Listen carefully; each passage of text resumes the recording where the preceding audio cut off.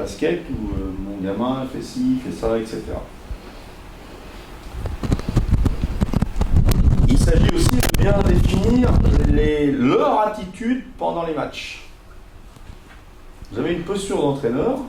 Combien de fois, moi, je viens voir des matchs, ici ou dans d'autres petites communes, où les parents, ils sont sur l'entraîneur, ils sont sur leur fils, et des fois, ils sont sur les autres. Et, je ne parle pas d'arbitrage, évidemment, je vais en parler après de l'arbitrage. Mais, voilà. Donc, ils s'occupent de tout. Pour les officiels, il faudra communiquer de façon calme. Les arbitres font partie du jeu. D'accord ? Et avoir de la coopération avec eux. C'est-à-dire, on peut échanger avec un arbitre. Un arbitre, c'est quelqu'un qui parle, qui voit, qui fait des erreurs, comme vous en faites. On est d'accord ? Il faut mieux dialoguer qu'agresser. Quand on agresse quelqu'un, on ne communique plus. Donc on ne fait passer aucun message. Vous faites passer aucun message. Alors, je vais vous expliquer après pourquoi on est agressif de temps en temps. Considérez l'arbitre comme un partenaire de gestion de rencontre. Il est avec vous. Si vous n'avez pas d'arbitre, vous ne pouvez pas commencer un match, vous ne pouvez pas jouer. C'est comme si vous alliez au tribunal un jour et qu'il n'y avait pas de juge. Mais qu'est-ce qu'on fait ? C'est pareil. Pour vous donner un idée, les arbitres, quand ils posent des questions, et moi j'y suis allé à ces réunions d'arbitres, sur 100 questions, il y en a 20 que je ne peux pas répondre. Je suis entraîneur professionnel. Je ne peux pas répondre. Je peux vous dire que j'ai travaillé, je bosse, voilà. Et il y en a, c'est 30 réponses qu'ils ne peuvent pas. Par contre, pendant les matchs, ils se permettent de... Il faut être vigilant avec ça. Enfin, vis-à-vis des joueuses et des joueurs. Excuse-moi, tu peux développer ce que tu viens de dire ? Moi, j'ai pas compris. Pardon ? Tu peux développer ce que tu viens de dire juste avant ? Tu vas être vigilant avec quoi exactement ? Il faut être vigilant avec la personne qui est en face de vous. Par exemple, moi, je vais vous donner un exemple. Je racontais ça à Max hier. Il y a un entraîneur, il fait venir l'arbitre, il dit viens, faut que je te parle. Et en même temps, il fait changement. Alors la fille a dit il n'y a personne sur le banc. Ben non, c'est l'arbitre qu'il faut changer. Là, c'est inadmissible, quoi. C'est inadmissible. Le mec, il demande un changement pour changer l'arbitre. Ça, c'est... J'avais jamais vu ça. Et là, je me dis, mais l'entraîneur... Alors, attention, faut y penser à ça. C'est un truc de fou. Mais, en même temps, ça veut dire que le rapport à l'arbitre, ben, il est rien pour lui. Donc, il considère personne. Et moi, en tant qu'entraîneur, il faut que je sois vigilant vis-à-vis de ça, parce que sans les arbitres, je ne peux pas avancer, je ne peux pas travailler, je ne peux pas jouer. Enfin, j'en vois tellement de coachs qui... Prenez un sifflet un jour. Prenez un sifflet. Sifflez. Vous allez voir. Pour être juste.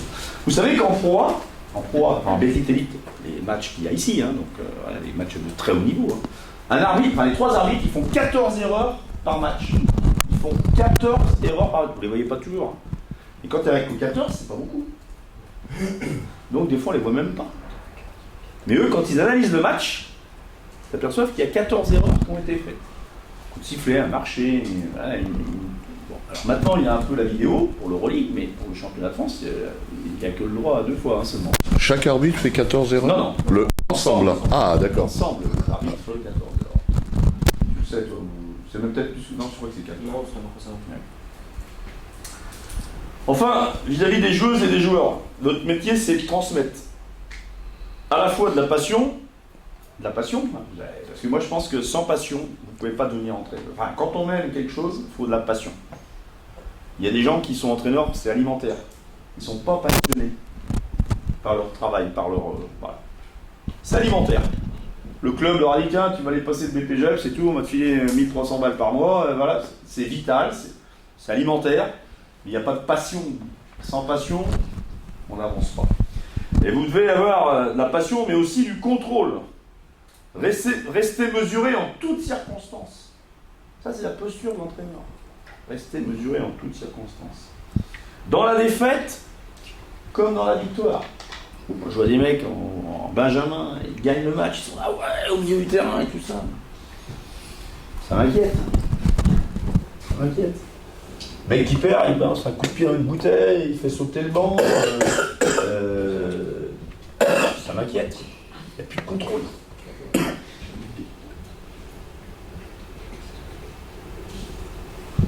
Notre objectif, c'est d'aider au développement individuel et collectif des joueuses et des joueurs. Ce qui veut dire que vous allez communiquer en permanence. D'accord ?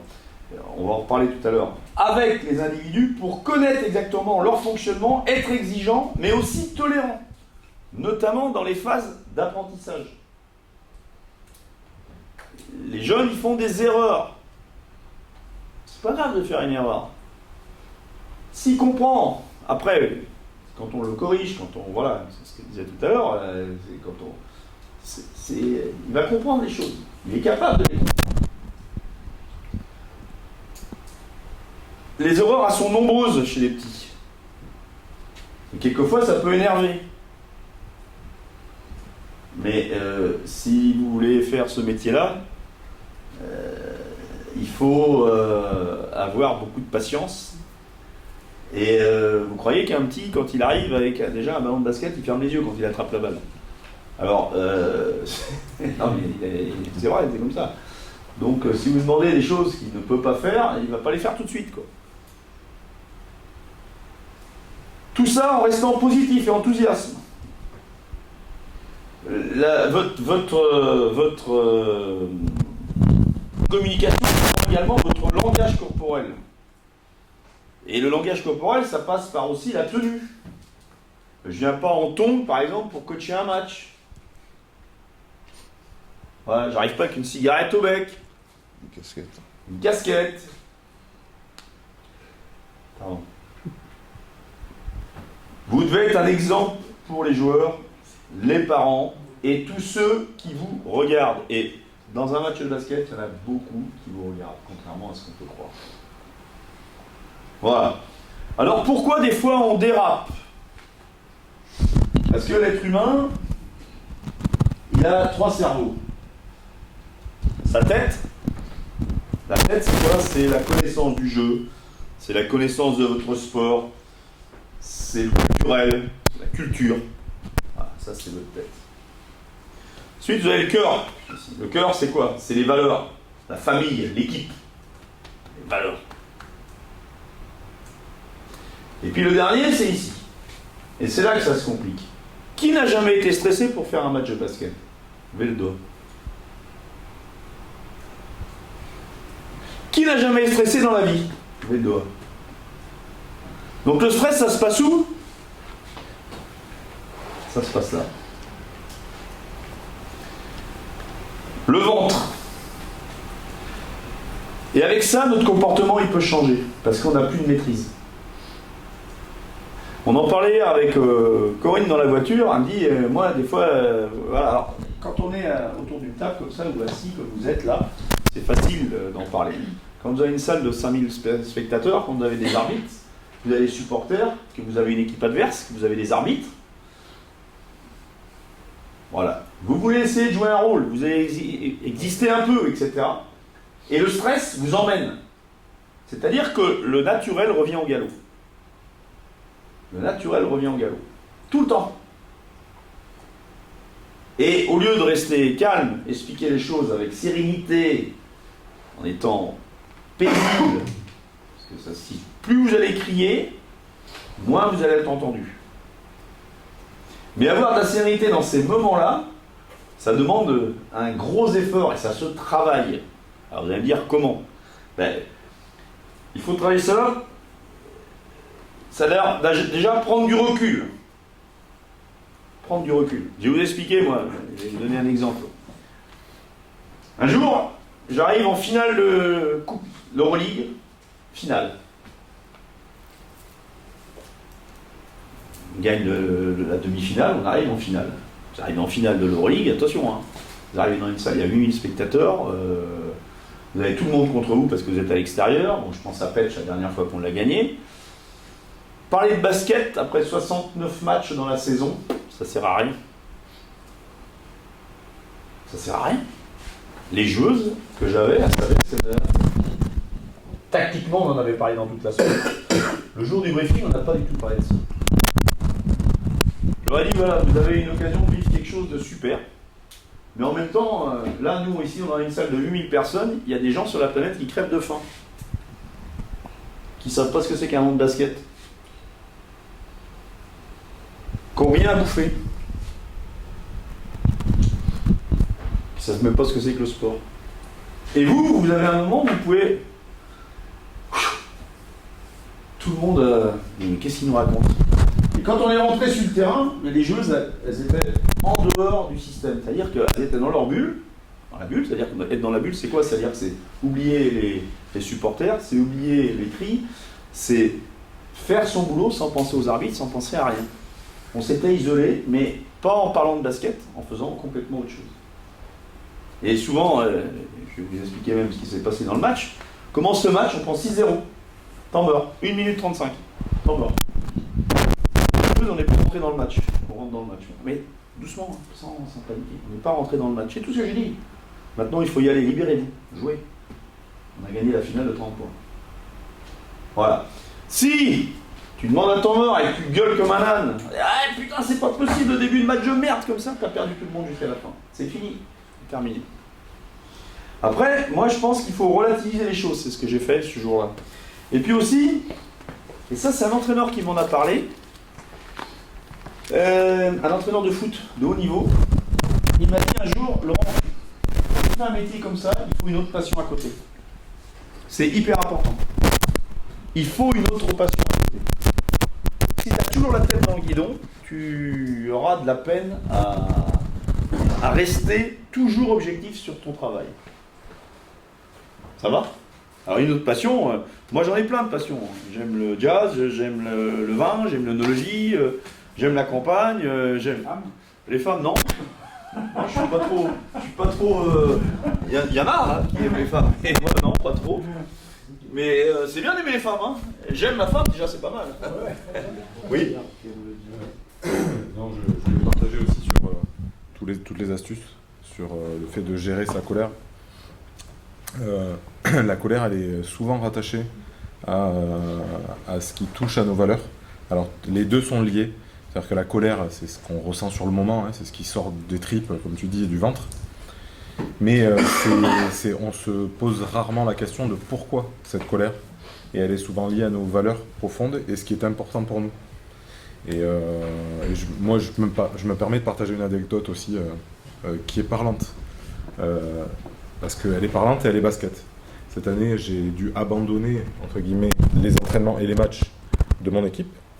Je jouais, j'avais repris le basket depuis 2 ans, et j'ai abandonné parce que j'étais persuadé que aller au basket, jouer, me faisait du bien.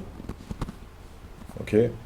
Un jour, je suis dans le match, alors que ça ne me correspond pas, vous m'avez un peu capté certains cette semaine, ça ne me correspond pas de m'énerver, de me mettre en colère, vraiment. Dans un temps mort, j'ai crié sur mon entraîneur, j'ai jeté une gourde en verre que j'ai cassée par terre sur le banc, j'ai failli blesser quelqu'un, etc. Et c'est monté très fort. Et là, on est en plein dans le sujet, j'ai pas su me contrôler, et j'ai cherché pendant des jours, des semaines, et j'ai pas pu le faire seul. J'ai quelqu'un qui vit avec moi, qui m'a dit le problème, il est peut-être pas là où tu le vois. Et moi, je me concentrais depuis des mois sur les problématiques de stratégie, de coaching, pendant le match, de stratégie, d'entraînement, de jeu, de travail. Et en fait, ma problématique, c'est pas ça, c'était ma problématique humaine de relation avec l'entraîneur. Parce qu'en fait, ce qui est important pour moi, et je m'en rends compte dans ce stage, je le confirme, je m'en suis rendu compte cette année, ce qui est important pour moi, c'est la relation avec les gens. Ça me parle, ce que tu dis, Laurent, là, sur tout ce que tu dis sur cette posture, parce que finalement, ce qui ne m'allait pas, c'était ma relation avec cet entraîneur, et pas du tout le basket. Voilà. Et du coup, ça m'a apaisé moi de l'intérieur. Ouais. Et c'est ce qui m'a permis sûrement de calmer ça et de revenir sur le coaching et de me reconcentrer sur autre chose. Ouais. C'était pour parler de cette colère que j'avais vécue et qui était attrait à quelque chose qui était vraiment important pour moi, mais que je ne voyais pas. Ouais. Les êtres humains, ils ont 2 raisons de vivre. Ils ont besoin d'être aimés et ils ont besoin d'être considérés. Si dans vos coachings, dans vos relations que vous avez avec les gens, vous avez compris ça, vous avez compris beaucoup de choses déjà. Et vous allez pouvoir avancer sans problème. Être aimé, c'est le lot de tous les gens qui sont ici. Moi, j'ai toujours aimé mes joueurs, j'ai toujours aimé mes joueuses. Alors, aimer, ça veut dire ce que ça veut dire, mais voilà, j'ai toujours partagé beaucoup, bon, voilà. Et les considérer. Parce qu'aujourd'hui, ouais, on dit hey, Laurent Buffard, il a été 2 fois champion d'Europe, il a gagné une finale, il a fait. Mais sans eux ou sans elles, j'étais rien. L'aventure humaine que j'ai eue avec mes joueurs ou mes joueuses qui m'intéresse, et elle continue d'ailleurs. Je les ai souvent au téléphone, on discute, on échange. Mais cet après-midi, quand il a parlé de Carnicholas, que moi j'ai eu quand j'étais à HES, c'est moi qui l'ai eu quand il était là. Il est devenu manager général assistant à Chicago. Et quand on a discuté, il me dit la première fois que je suis arrivé ici et qu'on a fait un petit entretien ensemble, il me dit moi ce qui m'a marqué, c'est l'accueil. L'accueil.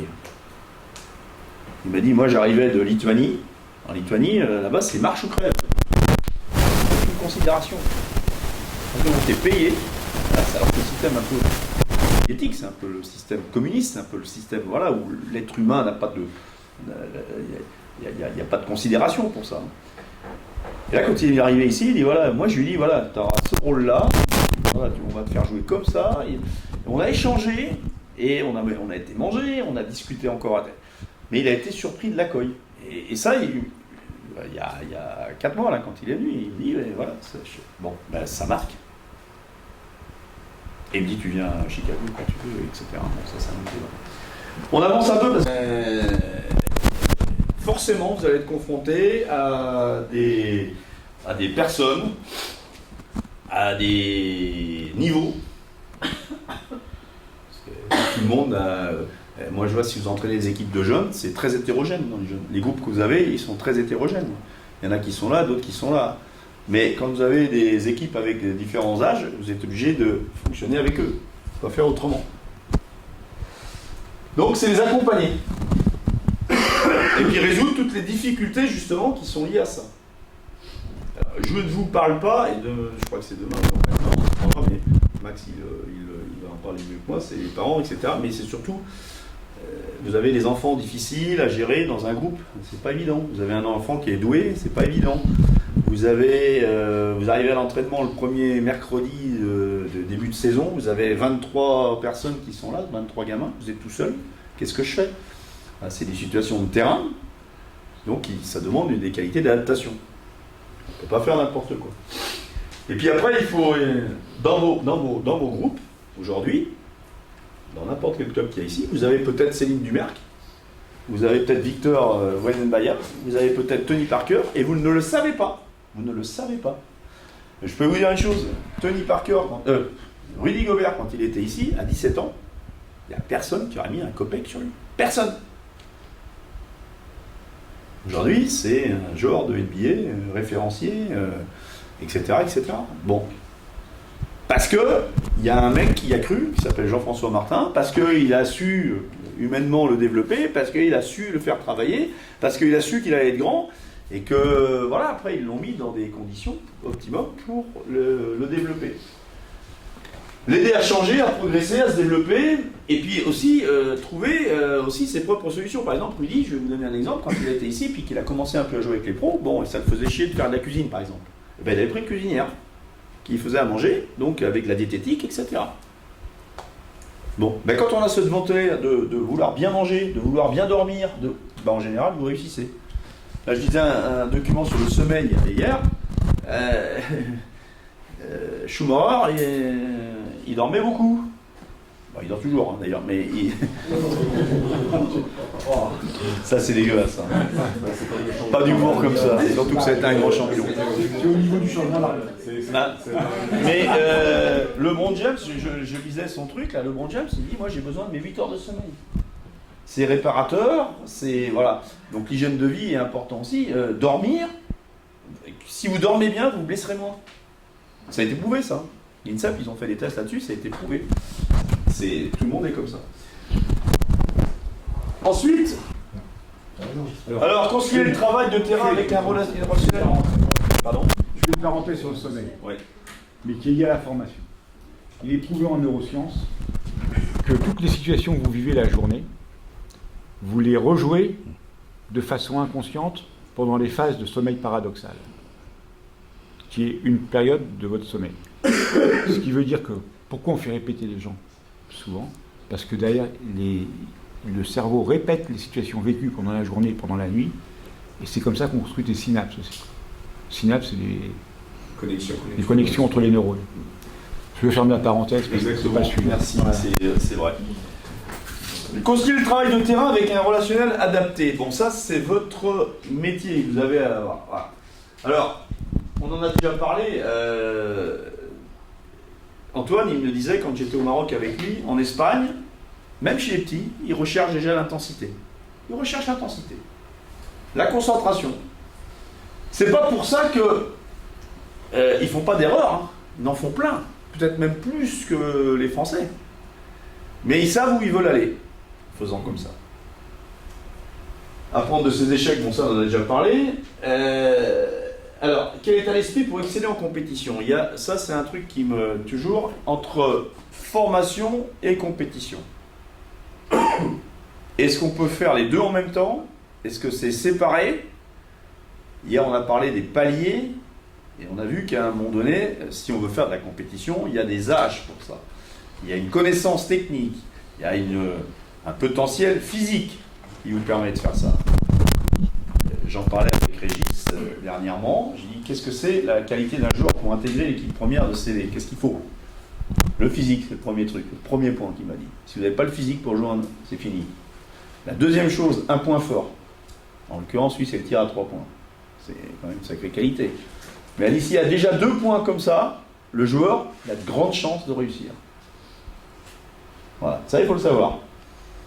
Bon, si vous avez, par exemple, il y a un joueur ici à Cholet qui s'appelle Létang, je ne sais pas si vous connaissez, il fait de 10 ou de 15, etc. Mais il en fait comme ça, comme un tuteur à muguet. Qu'est-ce que tu veux faire avec ça? Le mec, on lui fait ça, il tombe par terre. Donc on lui dit, il faut faire de la muscu. Donc le mec, il prend des pots là, et puis il fait de la muscu, etc. Mais ça monte comme ça, quoi. Il n'a pas la morphologie pour être le fils à Christian, qui joue pivot, qui a signé à Strasbourg. Lui, c'est un bestiau. 2m12, 113 kg. Voilà. Quand il est dessous, il faut le bouger. Il faut le secouer. Et là, il y a des chances quand même. Et peut-être la draft, je l'espère pour lui. Alors c'est tout ce qu'on va développer ça. Après, comment développer la confiance, on va en parler. Le temps de jeu. Alors ça c'est pareil, dans votre posture, alors le camp ça a été clair dès le départ, vous pouvez changer par 5, etc. Mais le temps de jeu. Hein, combien de fois je vois aussi des jeunes équipes là, qui jouent en départemental, quelquefois en régional, et le gamin il a une licence, il a signé une licence, il vient s'entraîner tous les mercredis ou tous les vendredis, 2 fois par semaine, et il ne joue pas. Parce que quand il joue, l'équipe a perd. Alors, je trouve, dans les clubs, chez les tout petits, c'est pas bon ça. Faut l'arrêter. Votre posture, vous faites de la formation pour tout le monde, mais vous ne faites pas de la formation pour 5 personnes. Si vous faites ça, il faut faire du perfectionnement individuel. Ça, c'est autre chose. Donc le temps de jeu, faites attention à ça. En plus, les parents, ils sont à cheval là-dessus. Bon, alors là, je vais vous dire, si vous voulez vous mettre une balle dans le pied avant de commencer, vous faites comme ça, il n'y a pas de problème. La gestion des blessures, ça va être un vrai problème dans les années à venir. Il y a de plus en plus de blessures. Il y a de plus en plus de changements de joueurs. Hein, voilà. Alors, regardez les dernières années, tiens, c'est un exemple. Voilà. Donc ici, 1, 2, 3, dire tout à l'heure avec Saloun, mais amener un joueur vers une équipe professionnelle, ça ne se passe pas comme ça. Vous, c'est un vrai accompagnement que vous devez avoir avec ce joueur-là. Lui dire que c'est difficile le haut niveau. D'accepter 2 minutes de jeu, 3 minutes de jeu dans un premier temps, c'est... Voilà.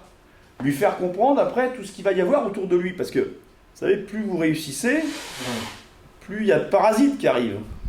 Hein, il y a plein de gens qui viennent autour, graviter comme ça, autour du nid d'abeilles. Et quand les abeilles elles commencent à bourdonner, il y a des mecs qui ont la tête et puis qui arrivent à avoir du recul, puis d'autres qui font un peu n'importe quoi. Et ça peut être très dangereux. Il faut être vigilant par rapport à ça. Et vous, c'est votre statut, ça, qui vous permet de faire ça. L'affaire Dogba. Oui, c'est ça, exactement. Exactement. Alors, vous, l'entraîneur ou l'éducateur, vous l'aidez le jeune joueur à exploiter pleinement son potentiel. Vous essayez, de lui faire respecter, parce que là, c'est pareil, vous avez des jeunes, il faut les cadrer. Moi, je pense que quand il y a des règles, les jeunes, ils sont en sécurité. Ils savent où ils vont. Des règles de vie, des règles de fonctionnement, des règles d'entraînement. Voilà. Et moi, j'ai partagé une expérience quand j'étais à Sceaux, je m'occupais de l'équipe première, et un jour, les minimes, il n'y avait plus d'entraîneur. Donc le président, il me dit, alors c'était U15 France, etc., il me dit, est-ce que tu veux prendre l'équipe? Je dis, ouais, ça m'intéresse, j'avais mon beau-fils qui jouait dedans, une bonne équipe en plus. 2 Français, 8 étrangers. 2 Français, 8 étrangers. Pas un pareil. Un Algérien, un Marocain, deux Sénégalais, tout. Des gamins, aucune règle. Aucune règle. L'entraîneur qui était là avant, ils arrivaient une demi-heure après, le mec il parlait, personne n'écoutait, etc.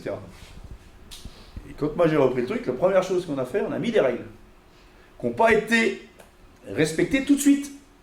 Mais au 3e entraînement, ça y est, c'était rentré dedans. Et puis ce qui s'est passé, c'est que les jeunes, ils se sont aperçus que, comme il y avait des règles, on avançait. Puis on gagnait. Et on a été faire la finale contre Villeurbanne au Havre, c'était à l'époque, on l'a perdu. Et je peux vous dire que les gamins, pendant 30 minutes dans le vestiaire, des durs, hein, les mecs, attention, qui étaient habitués à la banlieue, voilà, ils ont pleuré pendant 30 minutes dans le vestiaire. Vous ne pouvez pas les arrêter.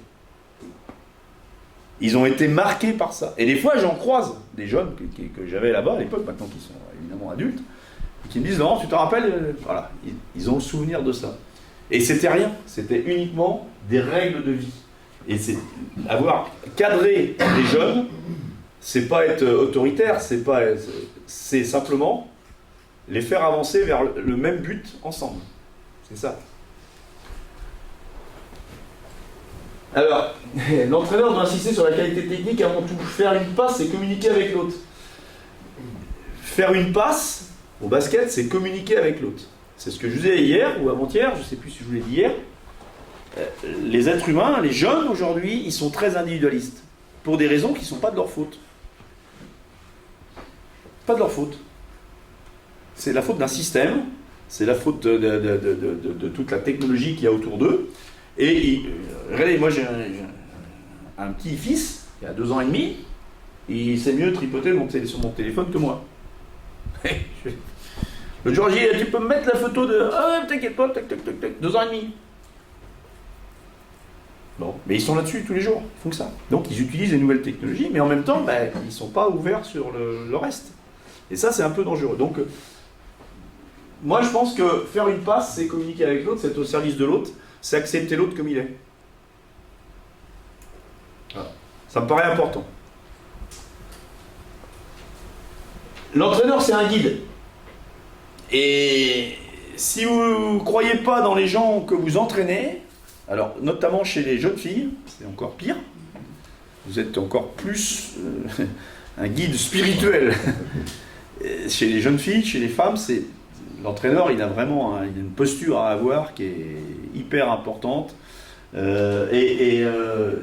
de toute façon, dans tout ce que vous faites, dans une entreprise, si le patron ne croit pas dans ses employés, il n'avancera jamais sur la boîte, elle ne tournera jamais.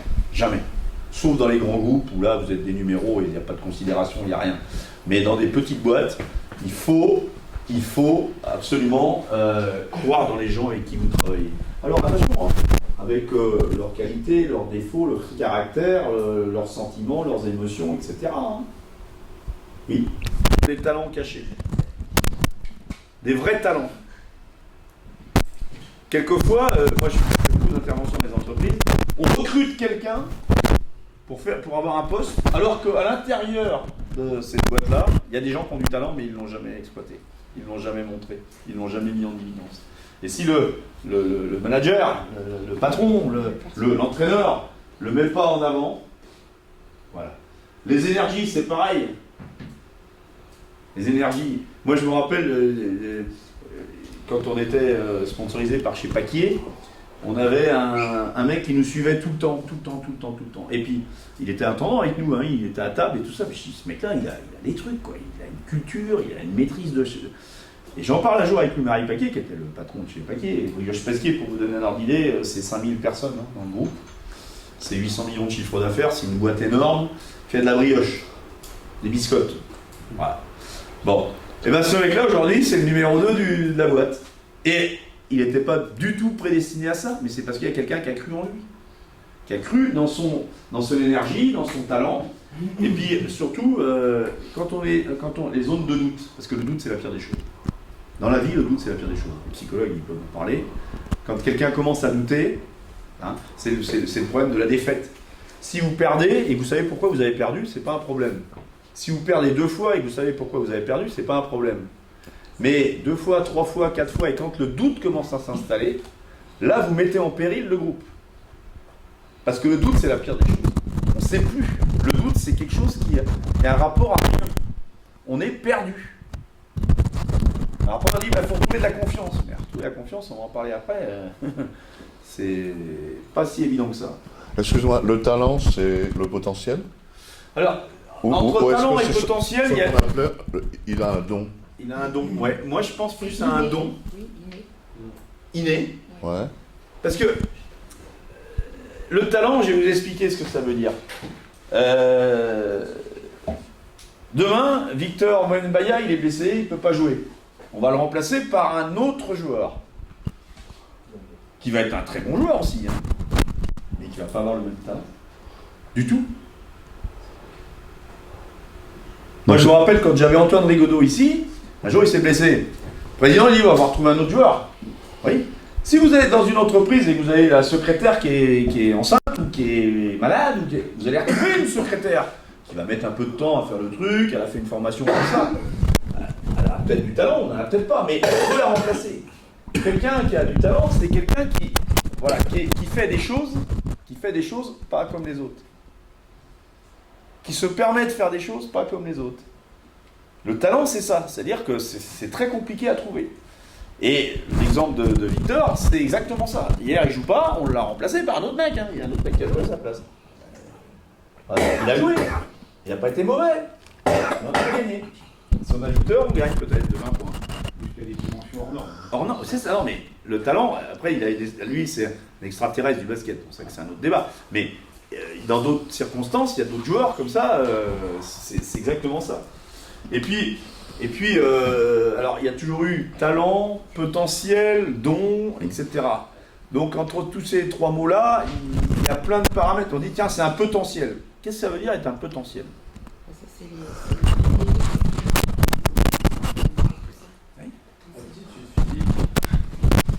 Potentiel, je vais vous donner, moi, vas-y. C'est qu'on n'a pas encore fait le sport,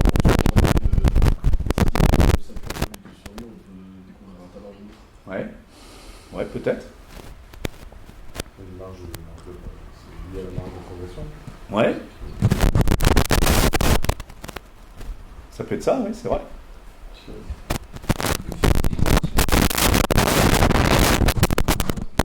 Mais je dirais que c'est certaines aptitudes qu'une personne a et qu'on peut développer à un certain degré. Oui, je suis d'accord. Après, ça c'est le potentiel. Mais est-ce que quand on a un potentiel, il faut avoir du talent en même temps? C'est pas la même chose. Parce qu'il y a des mecs qui ont du potentiel, qui vont se développer, des aptitudes, etc. Mais le talent, c'est ce qui fait un petit peu... Par exemple, Mike James, il a du talent. Mike James, il a du talent, non? Parce qu'il fait des choses que les autres ne peuvent pas faire, ou qui ne vont pas réussir à marquer de panier. Non, je sais pas, hein, je dis. Voilà. Peut-être qu'il avait du potentiel quand il était jeune, il a réussi à être meneur de jeu, etc. Mais s'il n'avait pas eu le talent en plus, ou un don.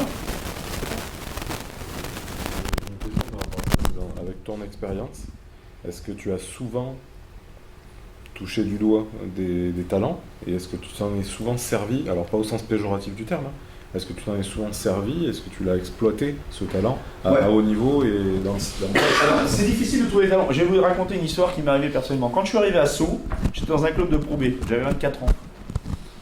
Le club était pas riche. On avait que 9 jours d'entraînement. Et un jour, je vois un black sur un panier, comme ça, il est en train de shooter et tout ça, édenté. Oh putain, Gillon, tu peux pas venir avec nous pour faire le 10e? Il dit, ouais, si, pas de problème. Et le mec, il vient, et il joue en KD2. À l'époque, c'était les cadets, c'était pas les U15, c'était les KD2. J'ai dit, tu joues en KD2? Il me dit, ouais, et puis au bout de. Je dis, demain, tu peux revenir, tu vas pas à l'école? Oh, l'école, oh, non, bon, enfin bref. Et je lui dis, ben, reviens demain, ouais, pas de problème. Puis, au bout de 8 jours, je dis au président, mais vous avez une pépite là dans le club. Hein? Il me dit quoi? Mais vous avez une pépite, vous avez un mec qui est doué. En fait, ce jour-là, c'était Moustapha Sonko. Et Moustapha Sonko, ça a été un joueur vice-champion olympique, champion d'Espagne, qui a joué dans les grands clubs. Voilà. Mec qui est arrivé comme ça, qui était sur un panier. Ni connu d'Adam et Ève, il jouait en KD2. Mais il avait ça. Il avait ce truc qui lui permettait, à cette époque-là, d'aller vite, par exemple. Mais aussi, il avait tout compris. Parce que les mecs, ils se font tout seuls aussi, quelquefois. Et c'est un peu le système des autodidactes. Il y en a beaucoup en France, hein, des chefs d'entreprise, familiales. Hein, ils n'ont jamais fait d'études. Mais ils ont cette capacité-là à savoir s'entourer et avoir une espèce de logique et du bon sens pour fonctionner. Oui. Ça, vous allez en parler demain. Ça, vous allez en parler demain.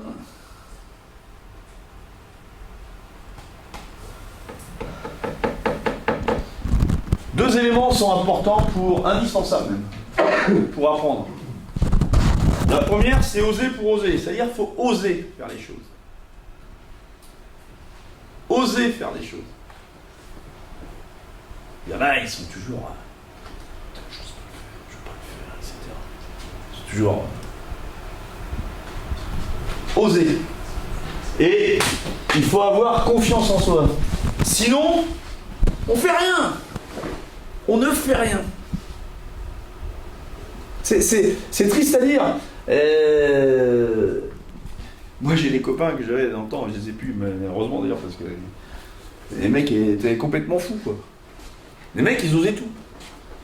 Sont foutus dans le port de La Rochelle, pendant un match de foot, ils sont tous tournés, donc bon, voilà, c'est des mecs qui osaient faire des choses. Alors dans la vie, ils ont réussi. Hein. Moi, j'ai un pote qui était à l'école avec moi, qui était en 3e, c'était un cancre, un mec qui ne faisait rien du tout, un Guy de Graine, et il avait des souris chez lui, des souris blanches. Hein, il en avait 3, 5, 10, et puis un jour avec le pharmacien, il dit, t'as des souris toi? Ouais, tu peux pas m'en filer une ou deux parce qu'on a des trucs à faire avec, etc. Aujourd'hui, il a la tête d'un laboratoire de souris où ils injectent des trucs pour le cancer, le machin, etc. C'est un mec jamais été à l'école de sa vie. Il a osé faire quelque chose que personne ne voulait faire. Aujourd'hui, il a un empire, vous imaginez même pas. Vous imaginez même pas. Il s'appelle Laurent Pichery, c'est un mec, un copain à moi. Vous imaginez même pas. Mais il a osé. Ça, c'est super, parce qu'il faut avoir l'idée pour oser. Mais il a eu ça, en même temps, il a osé. Puis voilà, après, là aujourd'hui, il est vraiment dans la réussite. Et puis le deuxième, c'est la gestion de l'échec. Il y a des mecs, quand ils sont dans l'échec, et c'est fini, c'est perdu, c'est la tête dans le sac, la tête en bas, comme ça, il n'arrive plus, il se relève plus, etc. Moi, je connais des coachs qui perdent 3 matchs de suite. Ils arrivent à la salle le lundi matin, ils sont comme ça. Moi, j'en ai perdu des matchs, hein. Beaucoup des fois même. Hein. J'en ai gagné beaucoup aussi. Hein. Mais je reste, voilà, à un moment donné, il faut... L'échec, ça fait partie de votre vie, de tous les jours aussi. Hein, quelqu'un qui se marie et qui divorce, c'est un échec. Il y en a qui sont capables de le remonter, de repartir, et d'autres qui s'enfoncent complètement. Ils refont leur vie. Il y en a... Moi, j'ai connu des joueurs de basket qui, pendant une année, ont gagné 5 matchs, et l'année d'après, ils ont gagné 25 matchs. Parce que l'échec lui a permis, à ce joueur-là, de franchir un cap. Et d'avoir surtout cette capacité de résilience. Il y a des mecs qui aujourd'hui ne sont pas capables de faire ça. Après, la communication avec les jeunes, évidemment, il faut d'énergie. Hein. Si vous êtes mou comme une chic, si vous êtes là, ah bon, on fait ça, puis vas-y, fais ça, et tout ça, bon, les jeunes, ils s'en rendent compte. Et après, je dirais presque qu'ils vivraient même presque à ce niveau-là, pareil. Donc, il faut être stimulant, il faut amener de l'énergie. L'entraîneur, vous devez être entraînant. C'est-à-dire que les gens, ils ont envie de vous suivre. Ils ont envie d'être avec vous. Si vous n'avez pas ça, vous n'allez pas aller loin. Il faut travailler dans une bonne ambiance. Parce que travailler dans une ambiance de merde, en général, c'est catastrophique. Dernièrement, j'étais à faire une conférence à Pôle emploi, enfin France Travail maintenant. Et vous savez, la première motivation, parce qu'il y a une enquête de fait sur 4000 personnes en France, et la priorité des priorités pour entrer dans un travail, c'est pas l'argent aujourd'hui. C'est l'ambiance au travail. Voilà. Ce qui est complètement incroyable. Le nerf de la guerre, c'est l'argent. Normalement, les mecs, ils disent, ouais, moi je veux gagner. Non. Est-ce qu'il y a une bonne ambiance au travail? Depuis le Covid. Oui, en plus. Donc c'est pour vous dire que c'est capital aussi dans un club. Travailler dans une bonne ambiance.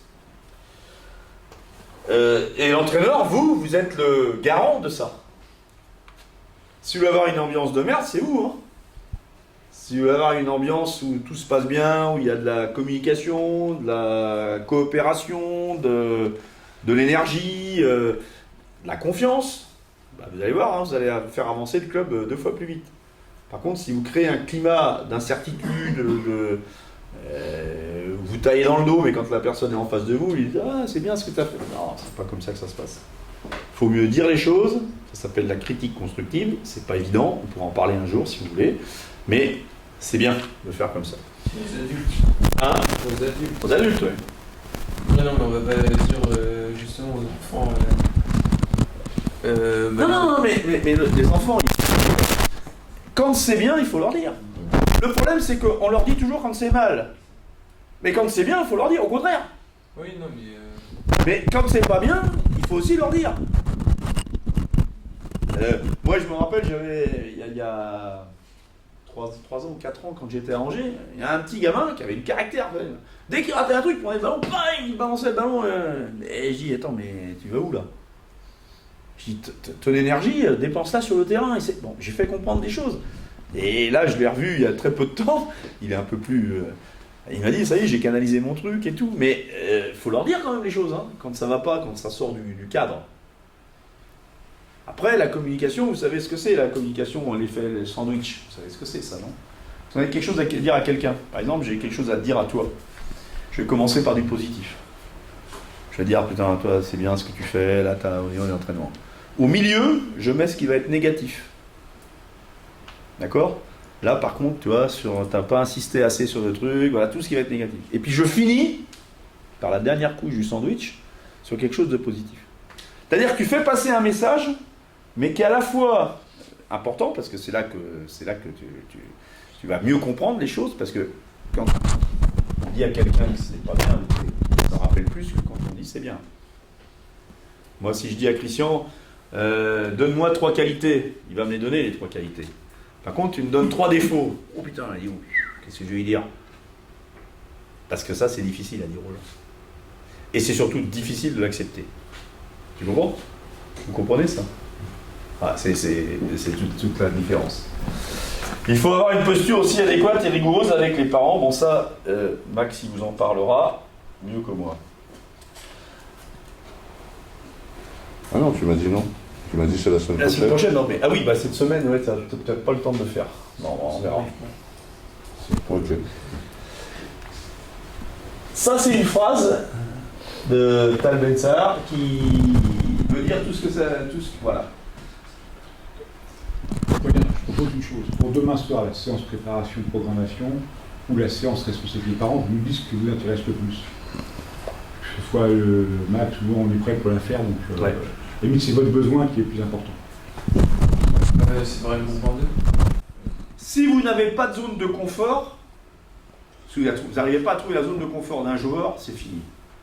Moi, je vais vous donner un exemple, par exemple. Moi, j'ai eu une joueuse un jour, elle me dit Laurent, j'ai perdu mon basket. Putain, elle avait 30 ans. Je dis, mais moi je perds mon portable, je perds mes clés de voiture, mais je perds pas quelque chose que j'ai appris depuis 5 ans, ou 6 ans. Voilà. Donc une perte de confiance, c'est quoi? C'est-à-dire que c'est des gens qui ne croient plus en eux, qui ne croient plus dans leur capacité, et qui, vis-à-vis des autres, se sentent dit je suis de la merde. Ça, quand je discute avec elle, ouais, je suis de la merde, je sers à rien sur cette, voilà, dans cette équipe. Là, quand vous êtes rendu à ça, c'est très grave, quoi. Donc il faut relancer la machine, et nous, à ce niveau-là, par exemple, dans les exercices ou dans les entraînements, ben, c'est de l'encourager. Même quand tu as fait une connerie. C'est de l'encourager. Tout le temps de l'encourager. Jamais la mettre en porte-à-faux avec du négatif, parce qu'il est déjà dedans, à fond. Ensuite, il faut chercher, valoriser le jeune joueur dans les aspects de sa personnalité. Vous savez que quand vous êtes entraîneur, aujourd'hui, il faut de l'empathie. Les jeunes, il faut les comprendre. Il faut essayer de se mettre à leur place. Ils n'écoutent pas la même musique que vous, ils n'ont pas les mêmes occupations que vous, ils n'ont pas les mêmes intérêts que vous sur plein de choses. Mais si à un moment donné, ils vous parlent d'un film, d'une chanson, d'un truc, et ils disent ah oui, si, je connais. Je peux pas t'en parler trop, mais je connais, ouais, j'ai déjà écouté, etc. Ils sentent que, voilà. Il faut un peu se mettre à leur place, et l'empathie, c'est aussi ça. C'est des placements dans des bus, dans des cars, dans des voitures, bon, voilà. Et cet après-midi, j'ai discuté avec un jeune là, qui était là, et ça m'a fait rire, parce que beaucoup d'authenticité dans son discours et tout. Et alors, je dis, ça te plaît le camp? Il me dit, ah ouais, oh là là, c'est super, c'est la 5e année que je viens. Ah ben je dis, c'est super, mais t'apprends tous les ans? Ouais, il n'y a qu'ici que j'apprends. Alors, je lui dis, mais dans ton club, ben dis, j'ai pas d'entraîneur. Non, mais Donc, en vrai, pour rebondir sur ça, là, je suis venu en tant que joueur l'an dernier, et j'avais jamais autant appris, mais quasiment, quoi. Genre, il y a des trucs basiques que j'apprenais pas, vu que... oui, non, mais ce qui m'a surpris, c'est que le mec, il vient dans ça quand ici, mais j'ai dit dans ton club, t'as vraiment dire, j'apprends rien, j'ai pas d'entraîneur. Et ça, j'ai trouvé ça extraordinaire. Et puis après, on a discuté et tout, mais tu sais que tu peux t'entraîner tout seul, tu as des exercices, là, tu peux à un moment donné, ouais. Voilà, et c'est marrant, parce que le jeune, il a envie. Mais c'est vrai qu'à un moment donné, il a un peu le frein, parce qu'il n'y a personne qui le guide pour faire des choses. Et donc, quand il vient ici, il prend du plaisir, et il était heureux, quoi. Voilà. Et puis après, un jeune, il doit bien se sentir dans le groupe. Et dans son corps. Alors, là, ça rejoint un peu l'harcèlement, ça, hein, des fois. Hein, c'est ça, l'harcèlement. Dans voilà, les gens qui sont harcelés, puis qui, des fois, n'arrivent pas à se développer parce que... voilà, alors, les parents ne le savent pas toujours. Hein. Moi, j'ai eu un petit-fils qui a été harcelé. Il perdait les touffes de cheveux. On ne le savait pas. Somatique. Somatique, c'est ça, exactement. Il somatisait à mort. Et on l'a su qu'après, et là ça y est, c'est reparti. Mais voilà, c'est terrible, c'est terrible. Donc bien se sentir dans le groupe et dans son corps. Bah, par exemple, quand vous avez un jeune qui est très grand, parce que par rapport à il a 10 ans, mais il est très grand déjà. Voilà, bon. Alors chez les filles, c'est encore pire, parce que les filles, elles veulent jouer au basket, mais elles ne veulent pas être très... Voilà. Par exemple, je discutais avec la fille de Isabelle Fijakowski, qui fait 2 mètres. Hein. Bah, elle a commencé par de la danse, elle. La danse classique. Hein, c'est de la danse au départ. Puis maintenant, elle est basketteuse professionnelle. Et elle va être joueuse ah ouais, très bien. Exceptionnelle même. Mieux Fait 2 que ça, mètres. maman. Mais accepter son corps à 2 mètres pour une femme, pas si évident que ça. Aujourd'hui, des joueurs à 2 mètres, il y en a partout. On voit que ça. Moi, j'ai des joueurs de 2 mètres aujourd'hui. Combien il fait? 2 mètres? Ouais, bah, c'est un normal. Il est normal. Voilà. Il fait 2 mètres. 2 mètres 10, oula, lui, attention, lui, il commence à... Voilà. Et 2 mètres 20, bon, on n'en parle même pas. Mais 2 mètres, c'est un classique du basket aujourd'hui, hein, si vous voulez faire du haut niveau. Hein. On passe assez vite. L'échec. Il faut, alors chez les petits, surtout les jeunes, il faut relativiser l'échec et le valoriser. C'est-à-dire que ça sert à rien, vous avez perdu. Vous n'allez pas revenir en arrière. L'arbitre, il a sifflé. Vous n'allez pas revenir en arrière. Vous avez raté un lay-up. Voilà. Mais ça sert à rien de... Alors, s'il rate un lay-up, ou c'est qu'il y a des raisons. Donc si on lui explique un petit peu plus la technique, si on le corrige un petit peu plus, vous allez voir qu'à la fin, il va les marquer, les paniers. Mais si vous lui dites, bah, c'est pas possible, mais te fous pas un panier, mais qu'est-ce que tu branles, mais c'est pas, t'es pas un joueur de basket. Bon, voilà, mais j'en entends hein, de ça, hein, dans les trucs. Et ben, forcément, bah, les paniers, il va continuer à les rater, peut-être encore plus. Peut-être encore plus. Donc, Applique-toi. hein. L'ego, la protection de l'ego peut constituer une entrave à cette démarche. Bon, ça, on en parlera. Alors après, j'ai marqué échouer, c'est la possibilité de recommencer de manière plus intelligente. Ça, c'est Henry Ford qui disait ça. Et c'est vrai que si vous échouez et que vous arrêtez, vous n'y allez plus, c'est fini. Moi, j'ai un copain qui a une entreprise. Il a des marchés, hein. Il en perd beaucoup, mais il me dit à chaque fois que j'en perds un, ça me remotive. Et il en gagne des gros. Mais il en a perdu aussi. Et il dit, bah, j'ai perdu 3 marchés, j'arrête, ma boîte, voilà, ça, j'arrive pas. Bon, mais c'est pas comme ça que ça se passe, il faut y aller. Hein. Gestion de l'échec, c'est supporter aussi les choses. Alors, on explique les échecs par 4 tendances. Quand on est, voilà. Le jeune joueur attribue son échec à des raisons, c'est pas ma faute. Hein, souvent, on rejette sur l'autre. Moi, j'ai eu des joueurs comme ça, c'était jamais de leur faute. Jamais. Toujours de la faute de l'autre. On a eu un tel de verre dernièrement, lui, il ratait jamais rien, il faisait jamais d'erreur, c'était toujours les autres.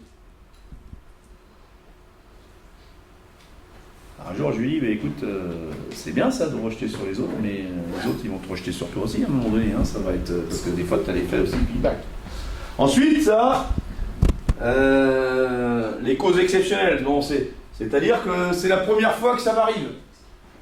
C'est-à-dire que voilà, je suis dans l'échec, mais c'est la première fois que ça m'arrive. Bon, là, c'est pas très grave si c'est la première fois.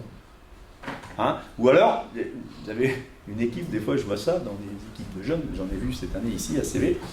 Les gamins, ils ont tout gagné toute la saison. Puis ils arrivent en finale régionale. Alors là, c'est le truc du siècle, hein, la finale régionale, il faut la gagner, attention. Hein. Et les gamins, qu'est-ce qu'ils font? Bah, ils la perdent de 3 points. Et là, c'est l'effondrement, c'est voilà, on a raté notre saison, alors qu'ils ont tout gagné avant. Hein, ils ont progressé, ils ont eu un entraîneur qui les a fait avancer, ils ont développé, etc. Mais ils ont perdu un seul match. Et ça y est, c'est la fin des haricots. Après, les causes internes. Il y a des mecs qui sont conscients, qui disent bah, moi, c'est vrai que je suis feignant, je travaille pas. Moi, mon entraîneur, quand il me parle, je l'écoute pas.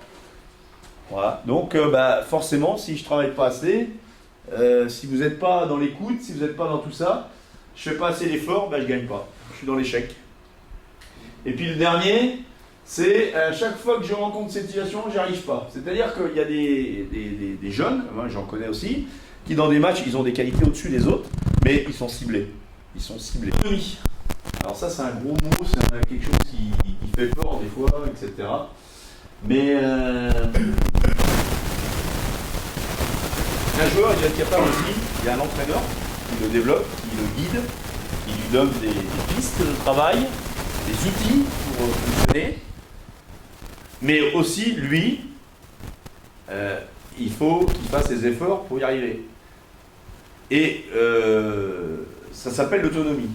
Là, chez les jeunes, des fois, vous avez déjà rendu compte, vous avez des jeunes à 14 ans, ils partent comme ça. Ils partent comme ça. Ils se développent. Et puis à un moment donné, il y a un palier. Ils stagnent. Ah ben là, c'est la fin. Allez, je progresse plus, j'avance plus, etc. Et puis après, hop, ça repart. Mais faire accepter ça à un jeune, c'est très difficile. Sauf s'il arrive à avoir son autonomie, sa propre autonomie. C'est-à-dire qu'il est capable à un moment donné de se construire aussi tout seul. Alors il y en a qui ont cette capacité-là à le faire, beaucoup moins. Donc vous avez ce rôle-là à jouer aussi. Ça passe aussi par une confiance réciproque. Alors, surtout dans les sports individuels, dans les sports collectifs, c'est pareil, mais c'est un petit peu moins vrai. Échanger avec des joueurs, ça vous le faites régulièrement, j'espère, pour vous. Il ne faut pas le faire trop souvent. Parce qu'à certains âges, ils prennent ça pour un espèce. Moi, j'avais un entraîneur que j'ai eu ancien. J'ai eu des joueurs qui sont venus voir, me disent mais le mec, Marcel. Il Marcel. J'ai dit, mais attends, j'ai été le voir, j'ai dit, mais stop, arrête. Il voulait bien faire. Mais quand vous êtes tout le temps en train de parler avec des joueurs, avec des joueuses, et puis que vous vous en mettez pour finir une pression. Ils n'arrivent plus, ils se bloquent. Donc, il faut aller dans une relation entraîneur-entraîné qui doit être saine, mais il ne faut pas qu'elle aille trop haute non plus, il ne faut pas qu'elle soit pas inexistante non plus. Il faut faire la bonne part des choses. Hein, mais ils sont contents les jeunes quand ils parlent avec l'entraîneur. Hein, J'ai une question par rapport justement à l'entraîneur. Est-ce qu'un entraîneur masculin chez les filles, je veux dire qu'aboutira, ce sera peut-être plus facile plutôt, ouais. Et un entraîneur féminin chez les garçons, est-ce que ça peut avoir quelque chose et les messages passeront mieux, enfin apprécieront plus davantage? Moi, quand je suis arrivé dans le basket féminin, j'avais fait que du basket masculin avant. Ouais. Je suis arrivé dans le basket féminin, il y a deux choses qui m'ont surpris. C'était la lenteur, très lent, par rapport à la verticalité, la vitesse chez les garçons, très lent. Et la deuxième chose, le rôle de l'entraîneur qui est bien plus déterminé que d'être chez les garçons. C'est-à-dire on est beaucoup plus considéré et les joueuses, par exemple, alors avec des joueuses, vous êtes à un temps mort, vous criez, vous perdez tout le monde. À un temps mort, ils ont besoin d'être rassurés, de leur donner des solutions tactiques ou des fois des solutions individuelles ou de motivation, mais zen. Par exemple, quelqu'un qui réussissait super bien ça, c'était Pierre Vincent quand il était à Bourges, quand il était avec l'équipe de France aussi. Il s'énervait jamais. Les mots au bon endroit, juste, propre, pas de problème. Et il a réussi à avoir de la confiance de tout le monde et il a grandi comme ça avec les équipes nationales. Et une fille, bon moi tu connais Santaniello, hein, bon, Santaniello qui était une joueuse, vous ne l'avez pas connue mais exceptionnelle, hein, était une grande joueuse de basket, elle s'occupe de garçons. Mais je peux vous dire que les mecs elle les brasse. Voilà, c'est encore l'ancienne méthode quoi. T'as pas de couilles. Alors, le mec il a dit attends, je vais regarder quand même. Non mais je veux dire, voilà, c'est la relation, c'est pas du tout la même. Pas du tout la même. L'année prochaine, quand tu me prénates le fille. Hein? L'année prochaine, De donner des missions sur le terrain à des joueurs. Ce qu'on appelle des missions, c'est quoi? C'est lui dire, voilà, le mec, par exemple, il est... Moi, j'ai fait ça des fois, même avec des seniors. Le mec, c'est une brêle en défense. Et une brêle en défense. Il dit, on va faire boîte, c'est toi qui vas prendre le meilleur joueur en face. Oh putain, il dit, c'est pas vrai, si, c'est toi. Et bien le mec en face, il sait que c'est un mauvais défenseur, ben il est emmerdé. Parce qu'il arrive en retard sur lui, il n'est pas dans les trucs, et l'autre, il est plus en confiance, il est plus dans le rythme pour tirer. Je l'ai fait une fois, ça, une année. Il savait plus où ils étaient en face. Bon, j'ai eu aussi un autre, quand j'ai eu Théristote, quand j'étais à Sceaux, un jour on joue contre Le Mans, donc deux meneurs blessés. Peu de meneurs. Franck Salle et puis comment il s'appelait, je sais plus comment il s'appelait l'autre, bref. Je dis à Thierry, 2 mètres, tu vas jouer meneur. Ouais, pas de problème. Il faisait passe à l'aile, UCL, là le truc classique, il venait poster. J'ai mis 40 points dans le match, on a gagné. Il a donné une mission qu'il avait compris. Alors, Théristote, c'est un mec brillant, oui, voilà, hein, il a été coach en NBA, il y a très peu de temps encore à Portland. Et voilà, mais j'aime bien faire ça. Et puis après, dans les entraînements aussi, faire des choses complètement, mais qui sortent du truc. Vous savez, on fait toujours un échauffement, on fait toujours un peu d'étirement, on fait un peu de 2-3-3, puis on finit par du 5-5, etc. Ben, des fois, faire complètement autre chose. Moi, je fais des trucs complètement hallucinants, des fois. On joue au basket avec une balle de tennis. Oh putain, les mecs, ils me disent, il est fou celui-là et tout. Ouais, mais dribbler avec une balle de tennis, vous avez déjà essayé? Essayez. Vous avez déjà fait ça?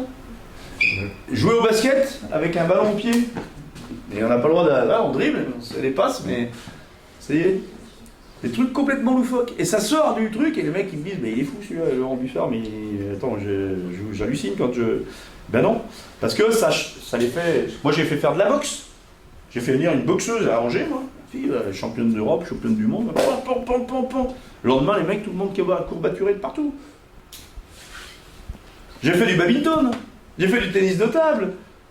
Et vous savez, quand il faut vous entraîner 2 fois par jour, il faut varier les trucs. Hein. Et ben les mecs, sur des réflexes, sur des attitudes, sur des jeux de jambes, voilà, ils étaient là et en même temps ils disent bah ouais ça nous change la vie, et puis ça nous fait du bien, et puis pourquoi pas. On a fait de l'acrobranche, on a fait les parcours sensoriels, marcher sur du gravier, de la paille, des cailloux, les mecs ils disent putain mais on a fait à Kazelsberg ça, c'était super. Le mec au début il me dit oh putain on enlève les chaussures et tout, qu'est-ce qu'on va faire et tout. Ressentir les choses différemment, etc. Bah oui, mais ça paraît pas, mais faut être un peu loufoque de temps en temps quand on est entraîneur. Le mec de Limoges, ou de Strasbourg l'année dernière, mais Limoges, par exemple, lui c'est un mec complètement fou. Le mec il court après ses joueurs, ils font du 5-5, il est avec un joueur, il dit place-toi là-bas, va au corner, il est pendant 1h30, il court après ses mecs. Quand tu vois ça, tu dis putain mais c'est quoi ça? Bon, bah c'est une façon de faire les choses aussi. Ça marche. Et ça lui marchait, pourquoi pas? Moi j'ai rien contre ça. Hein. C'est quoi son nom? Bah, c'est comment il s'appelait le mec qui est de Strasbourg, hein? C'est un Italien? Ouais, c'est ça. Massimo. Massimo. Caniche. C-A-N-C-E. 2-L-I-E. Il n'est plus à Strasbourg. Ouais, ils ont pris un autre italien. Donc, tu pourrais aller voir en Italie si tu veux voir. C'est un Italien. C'est à côté. C'est à côté, ça va. Bon, il y a le niveau de compétition hein, qui joue un rôle, il y a les influences des membres de l'équipe et l'encadrement, puis aussi il y a la famille. Ah, la famille. Quand il y a une famille. Ça, moi, je vais vous raconter, quand j'étais à Sceaux, que je vous parlais de l'équipe de gamins, bah, le week-end, je partais avec ma femme avec sa voiture, moi avec ma voiture, puis j'avais une cousine qui a une voiture, on partait tous les 3. Il n'y avait pas de voiture. C'était comme ça. Voilà. Mais tout le monde était content. L'historique, la personnalité du jeune sportif d'abord. Parce que la personnalité, enfin toi en psycho tu peux en parler de la personnalité, vous apprenez ça, vous, la personnalité, c'est une identité forte ou pas forte de quelqu'un qui a du charisme ou pas, qui a des forces ou pas, qui a des personnalités, quand on dit c'est un personnage, c'est quelqu'un qui est un petit peu en dehors des autres, quoi. Il n'est pas dans une lignée aux normes des autres. Il est différent. Il y en a, on connaît nous des personnages dans des. Moi par exemple, j'habite dans un petit village à côté, là, et dans ce village-là, il y a, voilà, dans la salle, il y a un personnage, voilà. C'est un phénomène, mais c'est un personnage. Et le jour, il prend de la place, il est marrant, il fait rire les autres, il encourage, il fait. Mais voilà. Et c'est quelque chose qui est intéressant à. Le jour où il ne va plus être là, il va manquer à beaucoup de gens. Alors, les agents. Alors après, le problème, c'est que si vous avez des jeunes qui réussissent, vous avez la ribambelle de mecs qui courent après vous. Alors les agents, attention les yeux. Ils peuvent être à la fois dangereux, à la fois conseillers, à la fois vous trouvez un club pour l'intérêt du joueur, quelquefois c'est pour leur intérêt à eux, parce que c'est eux qui font les équipes ou qui les défont. Moi j'ai eu des agents catastrophiques, j'ai eu des agents avec qui j'ai eu des relations qui ont été exceptionnelles. Parce que c'est une histoire de confiance tout ça. Mais quand vous avez des agents qui arrivent autour des jeunes, il faut quand même, avant qu'ils arrivent, les prévenir. Hein, parce que ça peut leur jouer des mauvais tours et ça peut être dangereux pour les gamins.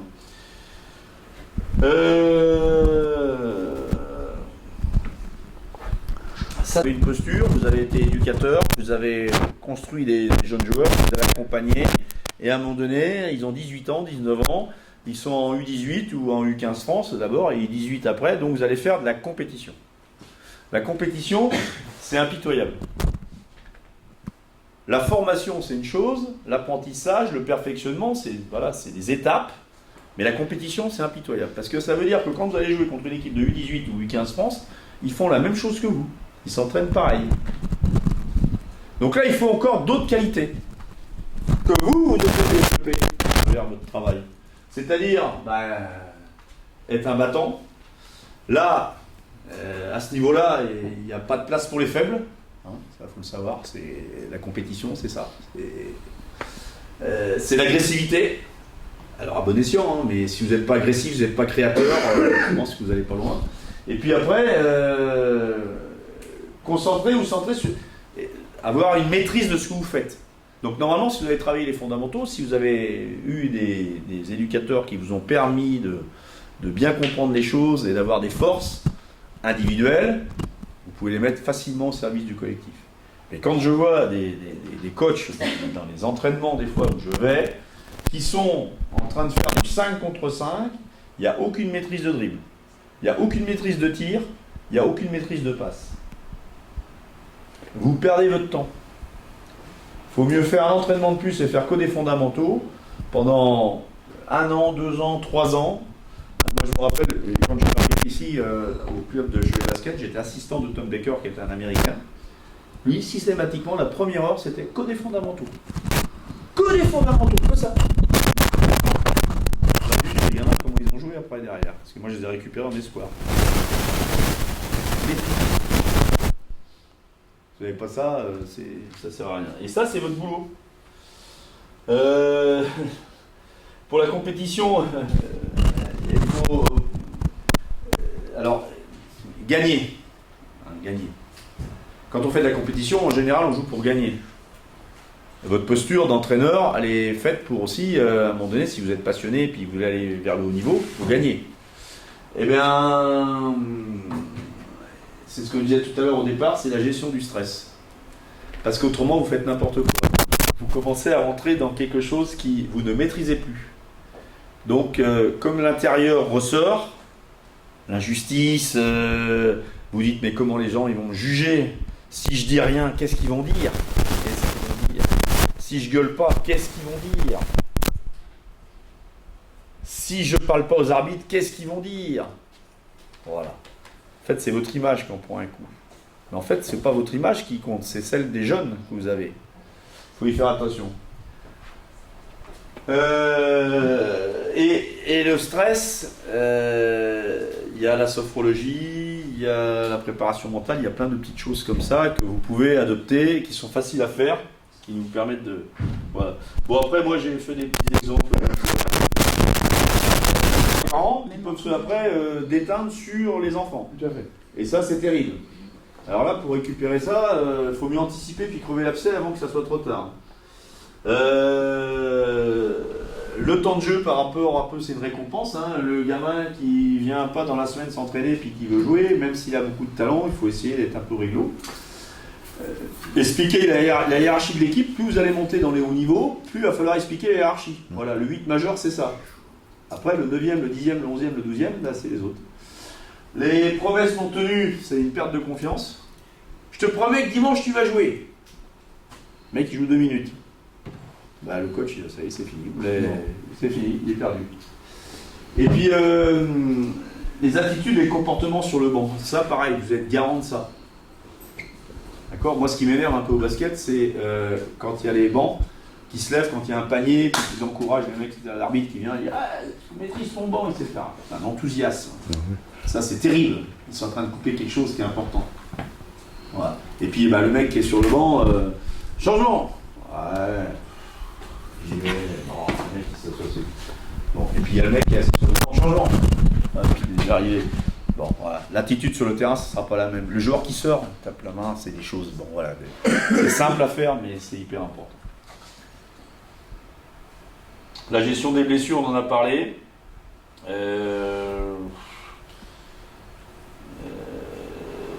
Le coach vers l'équipe pro, ça on en a parlé. Voilà, bon, j'ai fait à peu près le tour.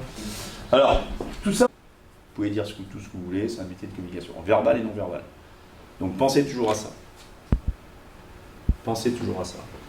Et votre posture, quand vous avez du charisme, quand vous avez une vraie posture, vous expliquez les choses tranquillement, vous verrez que les messages y passeront beaucoup mieux. Beaucoup mieux. Pas d'affolement, la défaite fait partie du jeu, c'est pas grave. Là, il y en a, je voyais, ah, je suis vénère, j'ai perdu avec mon équipe. C'était un jeune de Chevalier Basket là, cet après-midi. Ah, mon équipe, elle a perdu de 4 points, je suis vénère. Ouais, bah t'es vénère, c'est un camp de basket, on est au mois de juillet, voilà, on est tranquille, il n'y a pas le feu. Bon. Il dit ouais, t'as raison, bon voilà, puis c'est reparti, mais. Posture. Ça va? Est-ce qu'il y a des questions? Demain matin, on commence